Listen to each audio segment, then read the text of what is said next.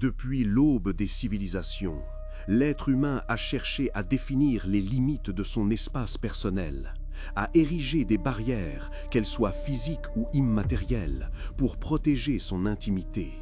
Mais que se passe-t-il lorsque ces frontières sont franchies, lorsque l'intrusion devient une violation, une menace insidieuse qui s'infiltre au plus profond de l'âme? Aujourd'hui, nous allons explorer l'iceberg des violations d'intimité, un domaine sombre et complexe où la peur se mêle à l'incompréhension. Chaque niveau de cet iceberg révélera des histoires troublantes, des incidents glaçants, des phénomènes inexplicables qui mettent en lumière la fragilité de notre espace personnel. Des récits de harcèlement obstiné aux intrusions mystérieuses dans nos foyers, en passant par les angoisses liées à la surveillance numérique, nous allons plonger au cœur de la paranoïa moderne. Accrochez-vous, car ce voyage risque de vous faire remettre en question la sécurité illusoire de votre propre intimité. Commençons notre exploration par le niveau de la surface, là où les histoires sont les plus connues, les plus accessibles, mais aussi, paradoxalement, les plus glaçantes, car elles nous rappellent à quel point la violation de l'intimité peut prendre des formes banales, presque anodines, avant de se transformer en cauchemar. Au niveau de la surface, nous trouvons l'histoire du Casanova du Capitole. Imaginez-vous, jeune professionnel travaillant d'arrache-pied, trouvant à peine le temps de respirer. Sur les conseils insistants d'une amie, vous vous inscrivez sur une application de rencontre, espérant peut-être une étincelle, une distraction bienvenue dans le tourbillon de votre quotidien. Mais au lieu de cela, vous tombez sur une personne dont l'insistance frôle l'obsession, un individu qui ne comprend pas le mot « non » et qui, malgré vos tentatives répétées de mettre fin à la relation naissante, persiste, vous harcèle, vous traque jusqu'à votre lieu de travail. On raconte que cette jeune femme, employée au Congrès américain, avait rencontré un homme sur Tinder qui, dès le premier rendez-vous, avait affiché un comportement étrange, un regard fixe et insistant qui mettait mal à l'aise. Malgré son désir de rompre tout contact, l'homme avait insisté pour la raccompagner, l'embrassant de force devant chez elle. Mais le pire était à venir. Quelques jours plus tard, elle recevait un énorme bouquet de roses à son bureau, accompagné d'une lettre aux propos déplacés. Le plus terrifiant, elle n'avait jamais révélé à cet homme le nom de son employeur, ni même son nom de famille. Comment avait-il fait pour la retrouver? Coïncidence improbable ou traque méthodique? Le mystère demeure, mais le sentiment d'intrusion, lui, est bien réel. Cette histoire nous amène à une autre forme de violence d'intimité, plus sournoise, plus insidieuse, le harcèlement. Combien d'entre nous ont déjà été victimes de messages incessants, d'appels anonymes, de commentaires malveillants sur les réseaux sociaux? Des actes qui, pris individuellement, peuvent sembler insignifiants, mais qui, cumulés, peuvent détruire une vie. Prenons l'exemple d'une jeune influenceuse, adulée par des milliers de followers, mais traquée par un individu obsédé qui analyse chaque publication, chaque story, pour reconstituer son emploi du temps, ses habitudes, son adresse. On raconte que cet homme, dissimulé derrière un faux profil, envoyait des messages de plus en plus explicites, de plus en plus menaçants, allant jusqu'à décrire les vêtements qu'elle portait à l'instant même. La jeune femme, terrifiée, avait fini par se cloîtrer chez elle, incapable de sortir sans avoir l'impression d'être suivie, épiée. Elle avait porté plainte, mais la police, faute de preuves tangibles, n'avait pas pu faire grand-chose. Le harceleur, tapi dans l'ombre du web, continuait son œuvre de destruction, la privant de sa liberté, de sa joie de vivre. Ces histoires, aussi banales soient-elles, nous rappellent que la violence de l'intimité est une réalité quotidienne, un fléau qui ronge notre société. Maintenant que nous avons exploré les histoires les plus accessibles, Descendons d'un cran dans l'iceberg, là où les récits deviennent plus sombres, plus étranges, là où la frontière entre le réel et l'irréel devient floue. Préparons-nous à explorer des territoires inconnus, des phénomènes troublants qui défient toute explication rationnelle. À ce niveau, nous rencontrons des histoires d'intrusion physique, de personnes qui découvrent que leur domicile, leur sanctuaire, a été violé par des inconnus, des individus qui s'introduisent chez eux en leur absence ou même, parfois, en leur présence. Mais il ne s'agit pas toujours de cambriolage classique. Il arrive que rien ne soit volé, que rien ne soit cassé, que seul un sentiment diffus de malaise, d'intrusion persiste après le passage des intrus. C'est le cas de l'histoire intitulée « Sécurité caméra, potentiellement sauver nos vies ». Un jeune couple, épuisé par les nuits blanches avec leur nouveau-né, commence à remarquer des phénomènes étranges dans leur maison. Des portes ouvertes, des objets déplacés, des bruits suspects. D'abord, ils mettent cela sur le compte de la fatigue, des chats qui se promènent la nuit. Mais, un jour, ils découvrent un bonnet rouge dans leur salle de bain, un objet qui n'appartient à personne qu'ils connaissent. L'angoisse monte d'un cran. Par un heureux hasard, un ami leur offre d'anciennes caméras de surveillance. Il les installe et, dès la première nuit, l'horreur se révèle. Les images montrent 3 personnes s'introduisant chez eux par le garage, passant plusieurs heures à rôder dans la maison.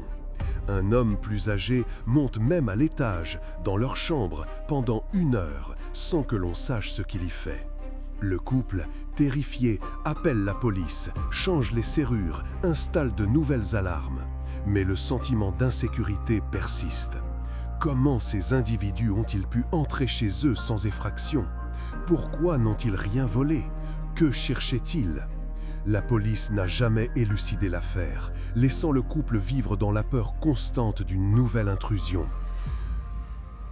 Cette histoire nous amène à nous interroger sur la notion de sécurité dans nos propres foyers.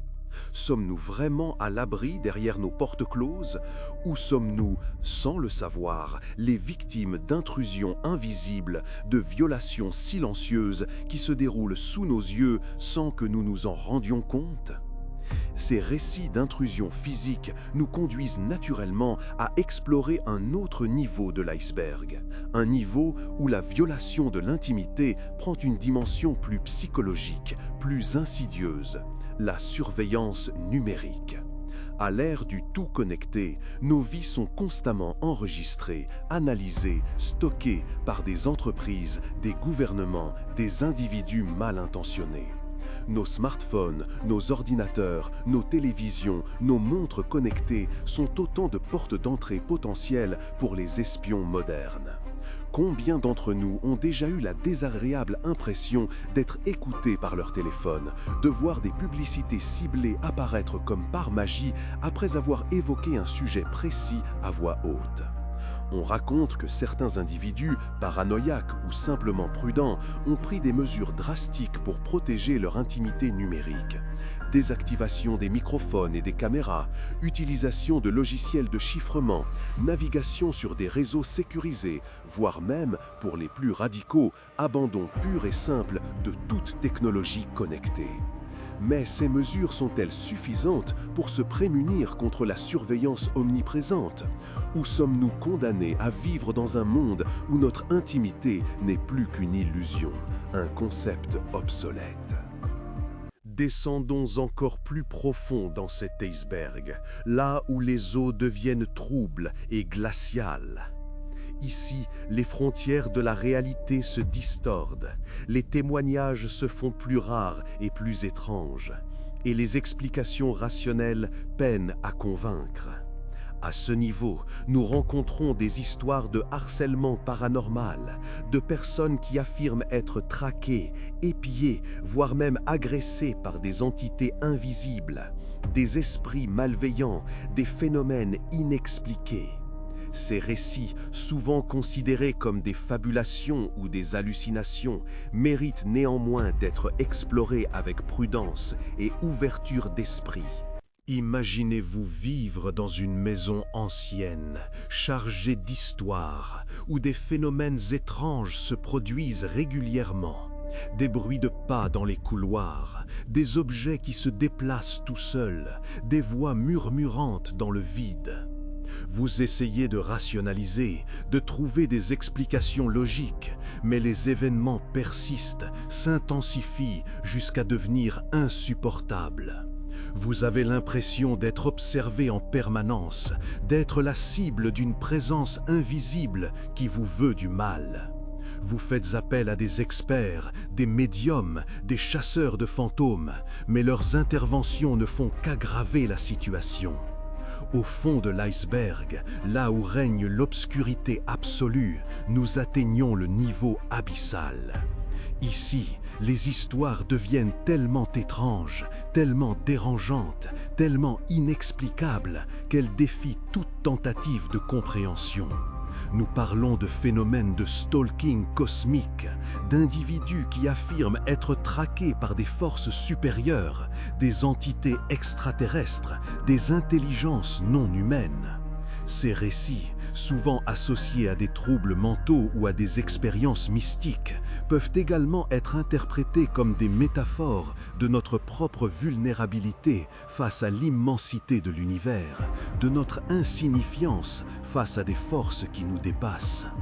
On raconte que certains de ces traqués cosmiques affirment recevoir des messages télépathiques, des signaux subliminaux, des visions prémonitoires qui les mettent en garde contre des dangers imminents. Ils se sentent isolés, incompris, persécutés par une société qui refuse de croire à leur réalité. Ils cherchent des réponses dans les sciences occultes, dans les théories du complot, dans les philosophies ésotériques, mais leurs recherches ne font qu'accroître leurs sentiments de confusion et d'angoisse. Au fond de l'abysse, la frontière entre la folie et la révélation devient indiscernable. Alors, que penser de ces histoires de violation d'intimité, de harcèlement obstiné, d'intrusion mystérieuse, de traque paranormale, de stalking cosmique? Sont-elles le fruit de notre imagination fertile, de nos peurs ancestrales, de nos troubles mentaux? Ou sont-elles le reflet d'une réalité plus complexe, plus sombre, plus inquiétante que nous ne voulons l'admettre? Personne ne détient la vérité absolue, mais il est important de rester vigilant, de protéger notre intimité, de ne pas laisser la peur nous paralyser, de chercher des réponses, de partager nos expériences, de ne jamais nous sentir seuls face à ces phénomènes étranges. Peut-être que le vrai secret, ce n'est pas de comprendre, mais d'accepter l'incompréhensible, de vivre avec le mystère, de trouver un sens à notre existence malgré l'obscurité qui nous entoure.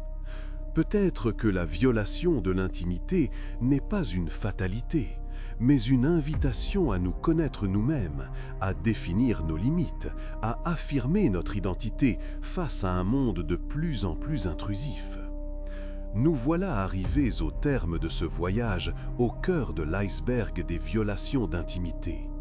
J'espère que ces histoires vous ont interpellé, vous ont fait réfléchir, vous ont peut-être même un peu effrayé.